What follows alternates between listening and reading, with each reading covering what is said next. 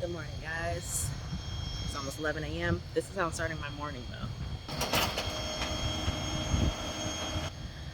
At least it's getting towed. Going to the same place that jacked up the first time. The Uber I tried to call this morning wasn't going to get here in time to take my daughter to school, and it didn't do round trip that early, so I had to walk my child to school, which is maybe about a mile, maybe. Then I had to walk back. It was cold. There was snow on the ground. Not a great way to start today, but you know what? I'm alive. So thank you, Jesus. I got a job and I got a family. I got a husband who takes care of business and called the place like he said he's going to call the place. So I'll keep y'all posted on what the auto place is. I was able to take a little nap. I did a little bit of work today and a little bit of planning for the week. But I woke up about, my alarm's up for 4:45. So now I got to call an Uber to pick up my daughter. And it's going to take like 10 minutes for the Uber to get here. And our aftercare doesn't close until 6. So it's like, okay, I do have time. But for some reason, it's still, round trip is still not an option. So I don't know if it's not an option because of my area. I don't know if it's just temporarily not an option. I don't know. So I sent the driver a message asking him to make a round trip because it seems dumb to me to go there, him drop me off, and then I got to call an Uber right back to come pick me up and take me home. That's kind of dumb to me. And I also don't know money wise if that makes a difference. I don't know. But I sent him a message asking if he could do that. So we'll see if he responds. Um, One thing I wanted to do today that I did not get the chance to do was to email my teachers, email my daughter's teachers, because she has an IEP, right? And I tried to help her with studying for a quiz today. She has a quiz today. I tried to help her last night to study for it, and it didn't go all that well. And yeah, so I meant to hit them up to see if there was anything that they could help me with, perhaps. When I meet with the teachers, with her teachers, or even my son's teachers when he was younger, they would always say, okay, this is the issue we're having in class. Are you experiencing at home? Sometimes I am, sometimes I'm not. And one thing they always ask is, okay, well, what specifically do you say at home to get him or her to stop this specific behavior? So this way we're using the same language at school. So that way it is familiar to them. They're like, oh, well, mommy says it. That's what this means. Now my teacher's saying that. Okay, it must be true. So I've done that with her teachers before. Like, okay, when we say this at home, I say it often enough that she understands what this term means. And, it just offers consistency for the child. But I realized I haven't done that with them. I haven't asked them specifically what language to use at school to help her to concentrate, to stay focused, to not get distracted. So I forgot to email them, and technically I can email them anytime, and they'll just see it in the morning. So I may still email them this evening, asking them what I can do, asking them specifically what we should work on over winter break. Because I know whenever there's an extended break, whether it's winter break or summer break or spring break, people get concerned of the slump of the child's, all the knowledge that their child just had just kind of floating away because they've had all this time away from school. Obviously, I don't want that happening to either of my babies. But my son is a little bit different because, there's not physical things. Like, he has so many classes, so I don't think I can actually come up with stuff for him to do. But just encourage him to consistently read, right? And make sure he doesn't have any outstanding homework. And for him, I always encourage him at least like once a month to check his grades because he's able to go, and I'm able to go on the site and see grade wise where he is. And it'll also say if he has any missing assignments or anything like that. So I always encourage him once a month, okay, check your grades. If you see that there's some missing assignments, you need to click on that, or you need to contact that teacher to find out what's missing to make sure your grades are good. So yeah, I need to email her teachers. I didn't hear anything from the auto repair shop. I'm going to call them. I don't want to be the one to call them because my husband called them initially. And I do feel, and this is probably sexist, but I do feel like they aren't going to be as upfront with a woman calling. They're going to be a little more amenable, but in a way to well, they're not condescending. The times I've talked to them, I haven't felt like they were being condescending to me, but I also feel like maybe they won't divulge as much because I'm a woman. So I'd much rather my husband call with the venom in his voice, like, what's going on with my wife's car? I feel like that would garner very different results than if I just called myself like, hi, I was just wondering if there's been a prognosis, and, I was just wondering where you guys are. So I'd much rather he do it. And I told him, like, I think you should do it. Who knows if he actually called? I know that they haven't called me to say anything. So, yeah, tomorrow one of us will call to find out because I'm pretty sure it's already closed. So hopefully we hear something tomorrow. Oh, one thing I did do is I created a menu for the week. And the only reason I did this is because my children are asking me every single day, Mommy, what's for dinner? Mommy, what are we having today? Mommy, what's for dinner? So I came up with the menu. They're going to have the rest of the beef and broccoli today. I'm going to make meatloaf tomorrow, and that'll last them Tuesday, Wednesday. Thursday, I typically don't cook anything big, so we'll just have some hot dogs, maybe some french fries. And Friday week, since we always have movie night, we order pizza. Sometimes I order pizza, sometimes we make pizza, and sometimes I'll order some quesadillas. And then 14 days until Christmas. I might use that white erase board to put their chores, but it's pretty much the same chores every day. They know what they are, so I don't necessarily need to write them. So I think for this week, I'll use it just for the menu. But I'm going to check the status of my Uber, see if the driver has responded to my request to make this round trip. I'll see you guys soon. So I have some good news.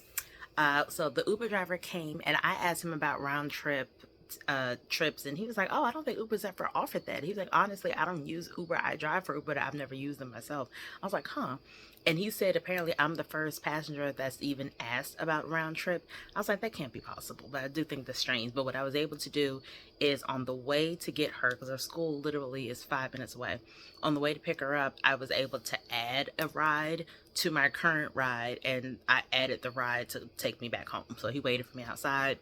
Very nice man. We're talking about kids because he has 3 of them, and I was giving him some advice since my oldest child is older than all of his children. So it was a nice, pleasant ride. But the good news is, when I saw my baby girl, first thing she said after "Hi, Mommy" was, "Guess what?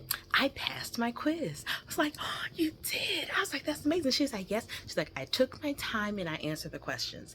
I was like, "I'm so proud of you, sweetie." She's like, "I'm proud of me too." It's like, oh, that made my day. Like, legit, that made my day. That made me so incredibly happy. And I know that every quiz isn't going to necessarily end up like this, but I was just so happy that she was proud of herself, that she was so excited to tell me that she passed. And you know, the struggles still aren't over. I still have to work with her on some stuff. And I told her today that from now on, we're going to work on some things after school. I was like, today, we're going to work on reading. So you're going to read to me. And she looked like, okay. And I realized it's not that she doesn't like reading, because she likes Amelia Bedelia. She loves those books. So when she had, I think one of my girlfriends from college gave her like 12 Amelia Bedelia books, and she like poured through them. She absolutely loved them, loved reading the stories. And now the book she's reading now is some book by Judy Blume. It's called Super Fudge or something like that. I'm not overly familiar with Judy Blume. I don't remember reading her books when I was younger, but it's a little more of a struggle for my daughter to read those books because I understand she's just not interested. And it's like, okay, that's fair. You're at that age where you can determine for yourself if a book is interesting, if it's fun, if it's entertaining, and if it's not. So at this point, she's reading it just because I'm making her read it. But she does a better job reading when she's sitting directly beside me. I don't help her read it all. She's actually very, very good at reading.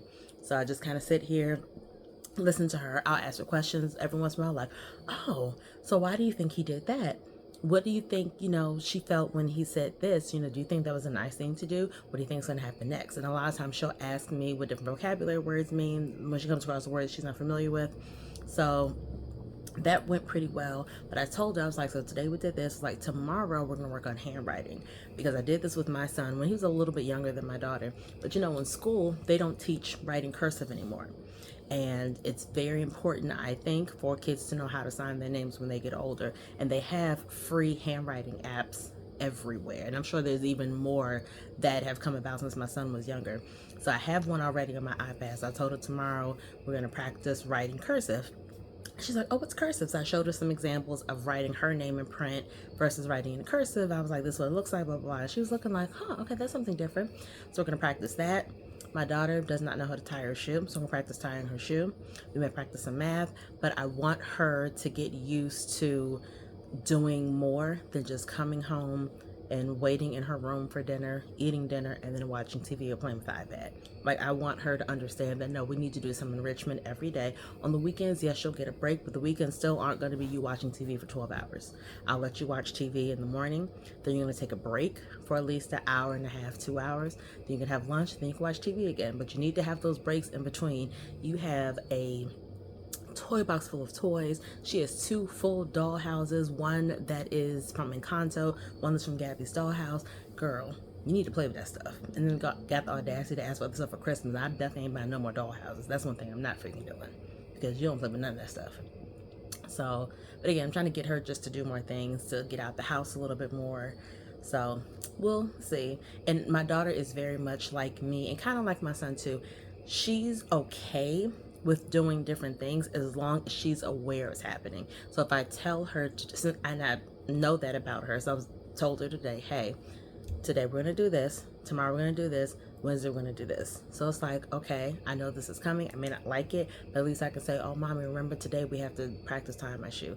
Today we have to practice handwriting. Today we have to practice reading, or whatever. And even having the schedule out there for dinner, she absolutely loves that, because again, as soon as I see her, as soon as she gets in the car in the afternoon, that's the first thing she says, what are we having for dinner? Are we having the same thing?